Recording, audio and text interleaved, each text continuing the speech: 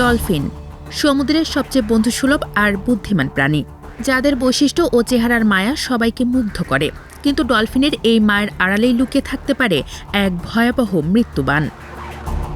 পারস্য উপসাগরের নীল জলে ইরান এমন এক অদৃশ্য সেনা তৈরি করতে চলেছে, যাদের দেখে ভয়ঙ্কর মনে না হলেও ধ্বংস করে দিতে পারবে কয়েক বিলিয়ন ডলারের মার্কিন রণতরীগুলোকে। এই ডলফিনগুলোকেই মার্কিন যুদ্ধ জাহাজের প্রধান শত্রু বানাতে চলেছে ইরান। এখন প্রশ্ন হলো, ইরানের হয়ে ডলফিনগুলো কিভাবে কাজ করবে? বিশ্ব রাজনীতিতে দাবার চাল এখন হরমুজ প্রণালী, যার পুরোটাই ইরানের নিয়ন্ত্রণে। এই প্রণালী যাতে যুক্তরাষ্ট্রের হাতে না যায়, সেজন্য নানা কৌশল বের করছে ইরান।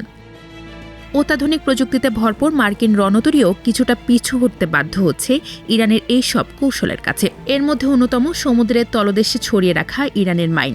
এবার নতুন চমক হিসেবে ইরান মাঠে নামাচ্ছে ডলফিন বাহিনী।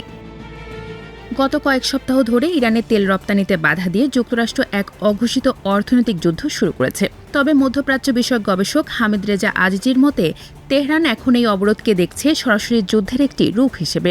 এই কারণে ইরানি কর্মকর্তারা বলছেন, তারা এখন আগে ব্যবহার না করা অস্ত্র ব্যবহার করতে পারে, যার মধ্যে অন্যতম মাইন ব্যবহারকারী ডলফিন। এসব ডলফিনের মাধ্যমে মাইন বহন করা হবে, এরপর আত্মঘাতী হামলার জন্য পাঠানো হবে নির্দিষ্ট লক্ষ্যবস্তুতে। এর মাধ্যমে ওই গুরুত্বপূর্ণ জলপথে মোতায়েন থাকা মার্কিন যুদ্ধজাহাজগুলোকে লক্ষ্য করা হবে। তবে ইরানের জন্য এরকম পরিকল্পনা এবারই প্রথম নয়। এর আগে 2000 সালে রাশিয়ার নৌবাহিনীর কাছ থেকে প্রশিক্ষিত ডলফিন কিনেছিল ইরান।